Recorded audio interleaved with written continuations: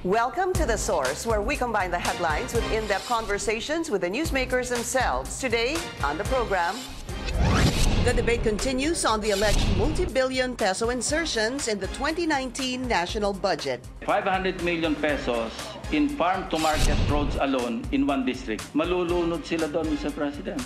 Baka pinapasemento ng mga bundok. As senators vow to scrutinize the budget proposal. Where are the items? If there are no items, then it follows that this is a lump sum appropriation. The House of Representatives wants the DBM chief to resign. Baka naman gusto na niya mag-resign dahil dito sa mga findings. While Malacañang vouches for his integrity and calls for the accusations a diversion. Alam naman niyo, election time. Inaasahan na ata nila yun, producer, na ma-release yun para naman siguro magamit nila sa kampanya. Also, the lower house passes its version of a federal constitution, but what is its fate in the Senate? Senator Panfilo Lacson joins us live.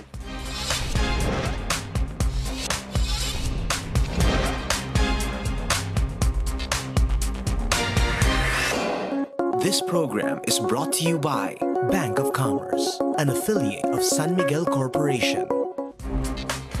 Thank you for joining us. I'm Pinky Webb. Budget Secretary Ben Diokno reveals that lawmakers are attacking him because they are not getting what they want from the administration in time for next year's elections. This comes after the president ordered the abolition of the road board due to corruption allegations. Also, the fate of the 2019 budget still hangs in the balance as senators scrutinize questionable multi-billion peso insertions in the proposed budget. Let's go straight to the source of the story and the source of this whole event unfolding from day one till now. Senator Panfilo Lacson. Senator, good to have you. Welcome again to Good morning, the show, Pinky. sir. Thank you for having me. Balikan ko lang po yun. It was really you who blew the whistle on this alleged pork barrel insertion in the 2019 budget, sir. From there, talks of insertion, 54 billion, now 75 billion.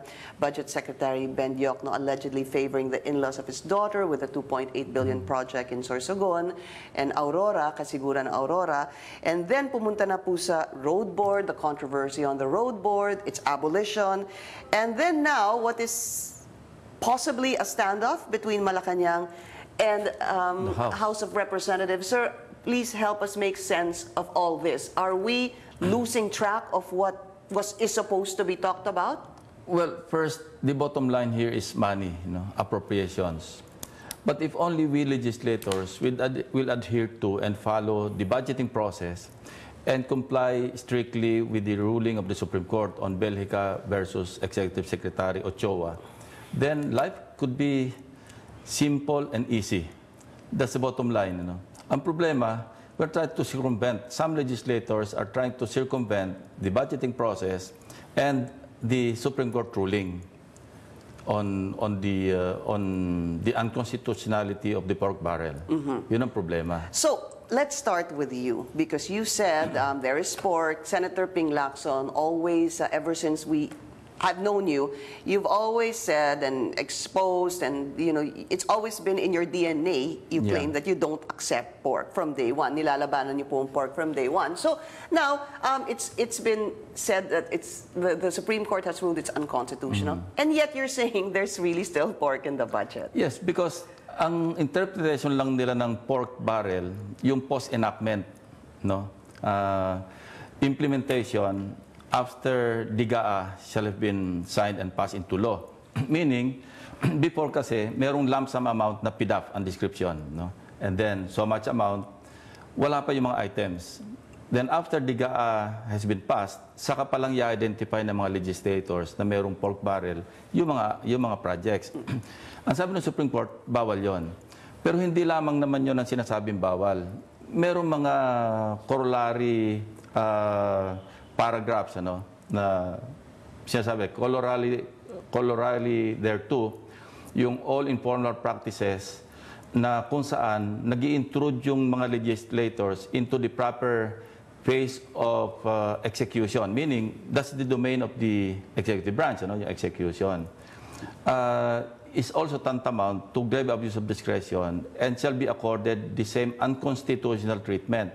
So what do we see now? Even after mapasa yung GA at sinasabing execution is within the exclusive jurisdiction of the executive, we see billboards all over the place. Ano? Sinasabi na, this is a project of Congressman so-and-so.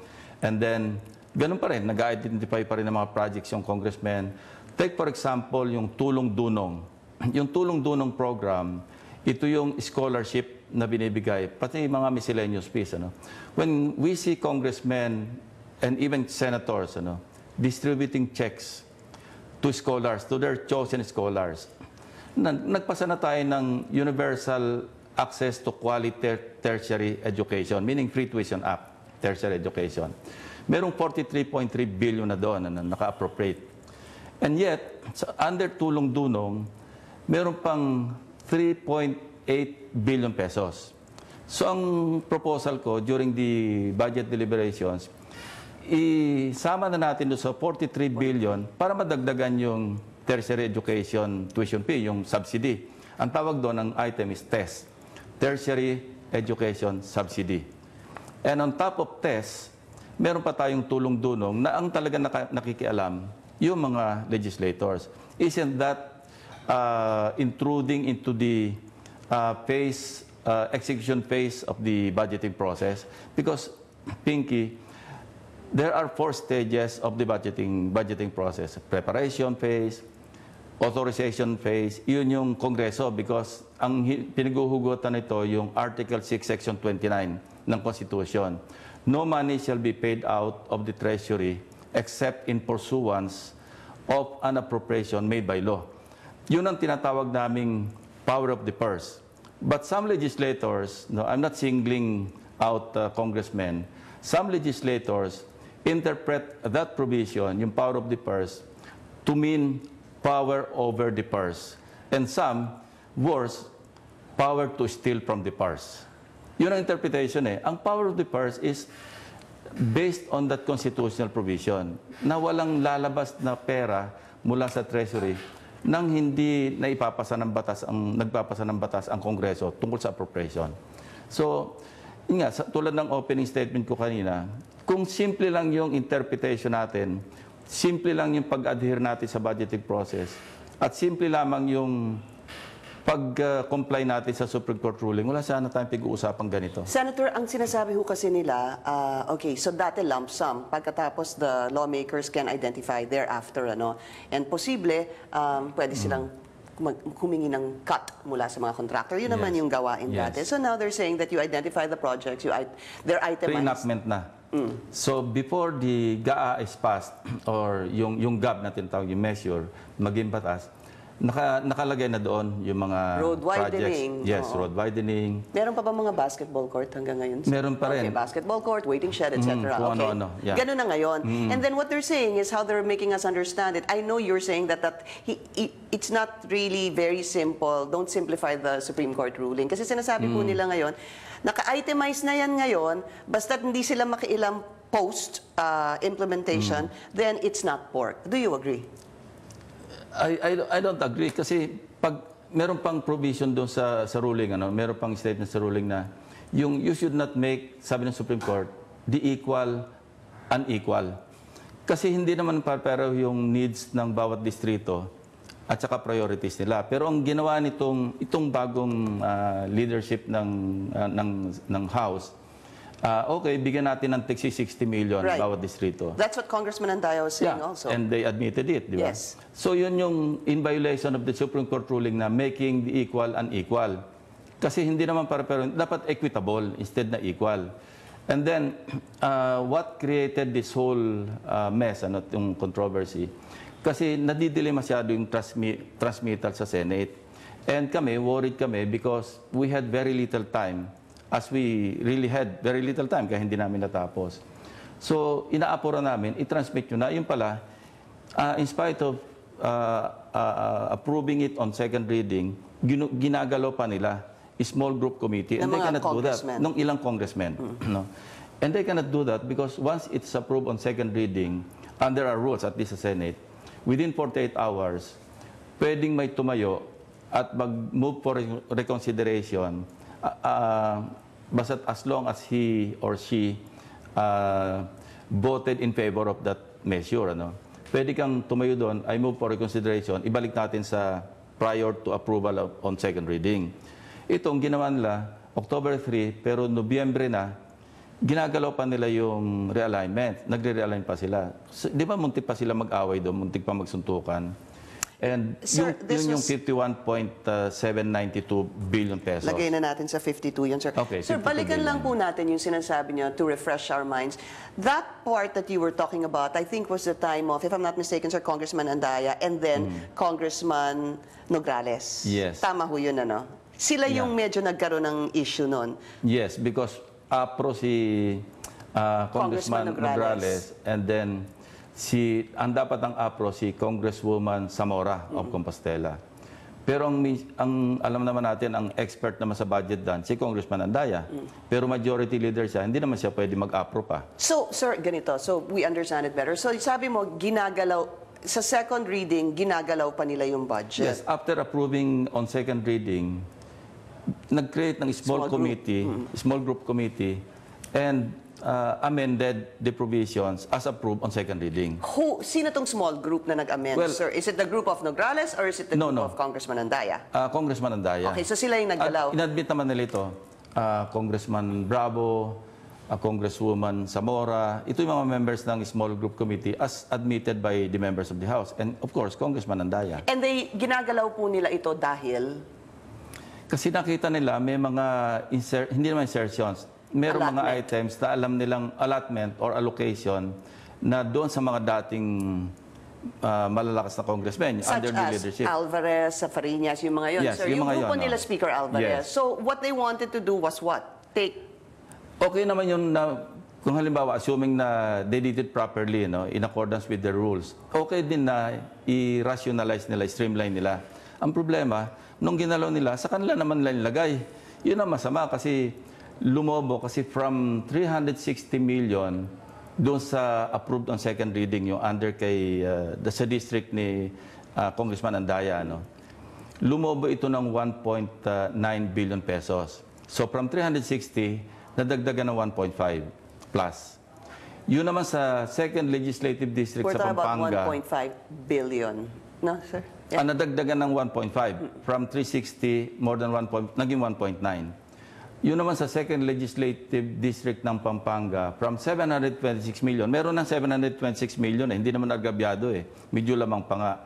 But noong ginalaw nila, naging 2.424. And ang nakita pa namin alarming, because when we were scrutinizing, nung dumating na yung finally na-transmit sa amin yung GAB, parang November 26 or third week last week of November, nakita namin doon from 5 farm-to-market roads, projects sa Pampanga, naging 69.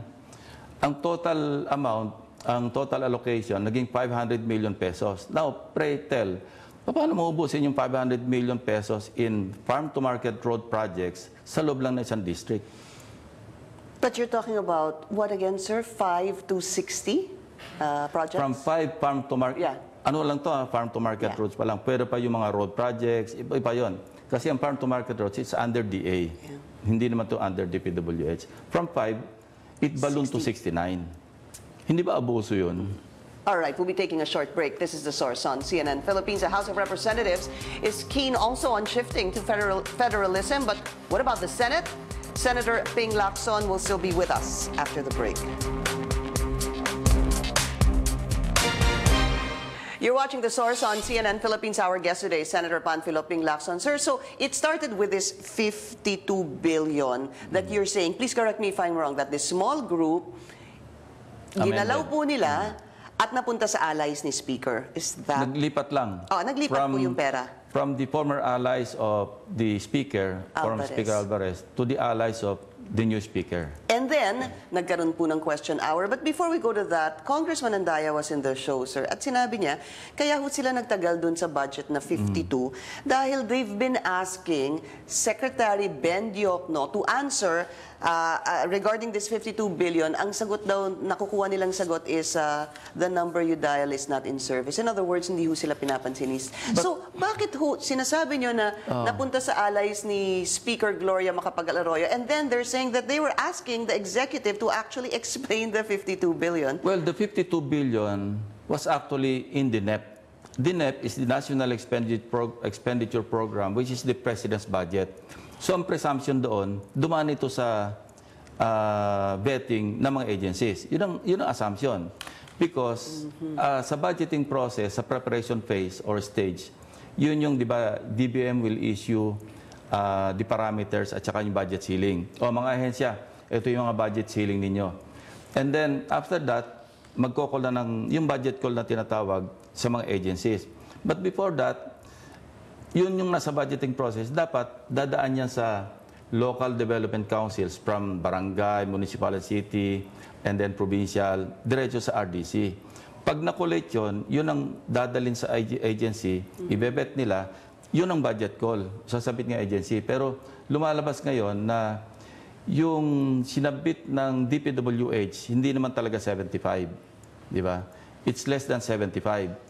Pero inaugment ni Secretary Jokno, naging 75. Yun ang kino-question ni Congressman Andaya. So hindi itong sinasabi niyo sa amin na 52 plus 4. Iba po ito. Iba pa yung 4. Iba yung pinanggalingan. No, but the 52 is different from, or is this the same as the one being questioned na dinagdag sa DPWH budget? The 52 budget? was in the NEP. Okay. No. National Expenditure. National Expenditure Program.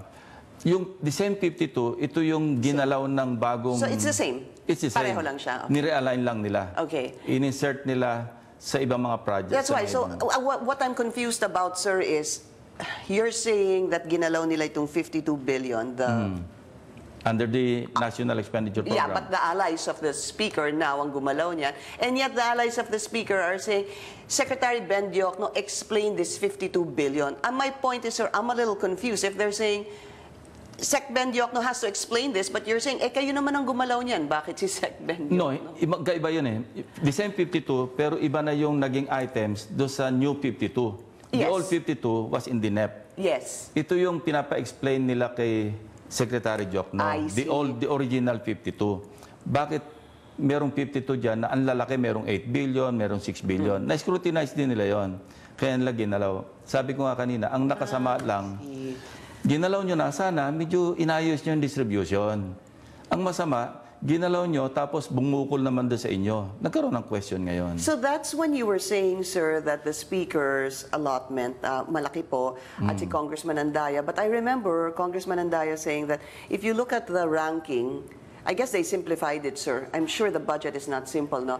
Parang the Speaker is number 60 sa ranking. Si Congressman Andaya nasa 101 or 110, I'm not sure sir. kung apples to apples yung kay Congressman Andaya. Baka he was referring to merong 8 billion, 6 billion do sa original 52 billion. Nung ginalaw na nila, necessarily, hindi na 8 billion yun. So, kasi napunta na nga sa 2.4, saka 1.9, and the others. Senator Ping, who's at fault? Is it the congressman? Is it Secretary Ben Diokno? Because now they want Secretary Ben Diokno out because of this 2.8 billion naman in kasiguran Aurora. Ako, I won't render a judgment kung sino yung at fault. No? Ang sabi ko nga kanina, kung susundin lang natin simple yung budgeting process, Supreme Court ruling, sana wala tayong problema. Ang problema nga kasi parang pinagmamalaki ng isang congressman, parang karangalan niya na napakalaki ng kanyang alokasyon. Hindi ba dapat ang alokasyon is para sa district, para sa mga local... Kaya nga, laki ng disconnect. Ang nangyayari dito, the needs and priorities of the local government units, hindi na-address sa national government. And that's the reason why, sa experience namin, every time mayroong budget season, nakapila sa amin yung mga mayors, governors, as if begging for alms, di ba? Parang nagpapalimos na, Senator, pagbigyan nyo naman kami ng project. Hey, di ba dapat dumana ito sa local development plan na na-craft ng Local Development Council? Okay. And pinadala nyo sa national government. Ang problema nga, hindi iniintindi. And look, Pinky, yung congressmen, as district representatives, they are members of the local development councils of cities and municipalities, even provincial. And they're members of the advisory committee or committees ng mga regional development councils, yung RDCs. Di ba dapat doon sila nakipag-diskusyon? Absolutely, but kung kalaban po nila yung congressman, No, it doesn't matter. Siyempre. Because hindi naman one-man army yung local development councils. May mga NGOs pa doon eh. All right. But sir, I just do you think Secretary Ben Diokno should answer this 2.8 billion na sinasabing nalagay dun sa in-laws ng kanyang anak? Well, it's up to him to... Questionable ba 'yon? Well, I'm not defending Secretary Diokno, pero sabi niya nga, nakipagdilang na siya sa mga agencies pag nag-appropriate at saka nag-release ng budget.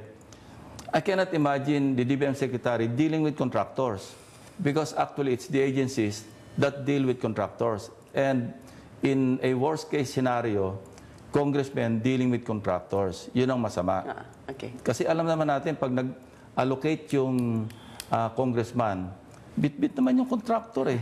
Wala rin naman magawa yung agency eh. Pag sinabi niyang akin yan, ako naglagay dyan. As a matter of fact, yung parking ng pork, di ba? We have to go there too, sir. Yes.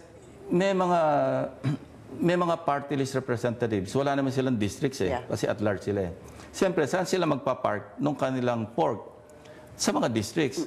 May mga incidents pa nga in the past, I won't name names anymore, na yung party list representative nakikipag-away doon sa district representative kasi inako na ng district representative kasi nasa district niya. Nasa district ko to, akin to. Nag-aagawan sila ngayon doon sa kung sinong contractor yung mag-i-implement. Because sabi nung district, nasa district ko, akin to. Hindi, ako naglagay niyan dyan, sabi naman noong party list. And then there's another, yun nga, na yung napakalalaki ng alokasyon nila, 8 billion. I know of a senator, again, I won't name names, merong for 2018 budget, merong 7.5 billion pesos, and another 2 billion pesos para sa flood control management program. 9.5. So ako naman, I succeeded in deleting. I asked for deletion because malinaw sa special provision na bago mag-start yung construction ng roads, kailangan masettle yung right of way. And rightly so, di ba? Logically, paano ka magagawa ng kalsada kung may mga bahay-bahay pa dyan? Okay. So, sa Senate version, I succeeded in deleting 51 billion, almost 51, 50.7 I think, billion. Natanggal. But it was restored in the BICAM. Because, kaya nga na-discover na meron akong isang kulig na ganong kalaki because nung natamaan yung sinasabi niya sa kanya, pumunta sa akin, sabi niya, natamaan mo yun sa akin. Sabi ko, hindi ko alam na sa'yo yan. Ang tinitingnan ko lang, ang objective dito is, masasayang yung pera, hindi ma-implement because hindi pa settled yung right of way. Because the item or items do sa GAB nakalagay, road construction / repair, including ROW, including, hindi pa na-settle. So sabi ko, kaya pinatanggal ko lahat yan. So umabot ng 51 billion pesos. So sabi niya, naka-highlight, nalaman ko tuloy na sa kanya yon. Well, see? Yeah. Lalaki, babae, sir. Never mind. ang objective is to let them, make them aware that there's a watchdog, hindi naman pwedeng ilihim ito dahil lalabas at lalabas ito. Baka mag-isa lang ho kayo. Never mind. Kasi, before, I felt so alone, di ba? Parang lonely crusade, para kang mag-isang sigaw ng sigaw dyan, wala nang nangyayari. But now, at least, di ba? People have become conscious and aware. And to me, that's useful enough what I'm doing. That's good enough. All right, we'll be taking a short break. Mababaw lang kaligayahan. This is The Source on CNN Philippines. Please stay tuned.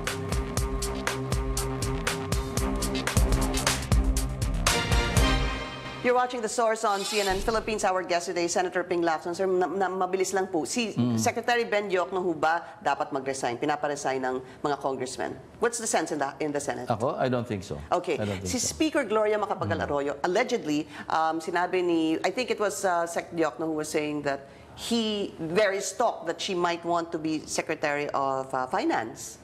Well, as Secretary Diokno himself said, it's just talk, di ba? So, Mas maganda huwag tayo mag-comment doon, Pinky. Okay, federalism, sir. Meron ho ba siya talagang chance in the It's still Senate? dead in the water, especially so na gumawa ng sariling version yung House. No?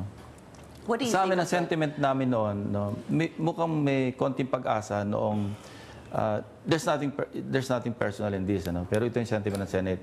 When they changed the leader of the House, lalong nawala ng pag-asa sa Senate. Sabi niyo nga nag-close ranks kayo noon eh. Yeah, majority, minority, nag-close ranks. So, wala ho siyang pag-asa sa Dead in the water, yeah. still dead in the water. All right, Senator, maraming salamat po sa inyo. Senator Ping Lacson, Merry Christmas, sir. Merry Christmas. Maraming salamat din. Thank you for joining us here on The Source. I'm Pinky Webb. You're watching CNN Philippines.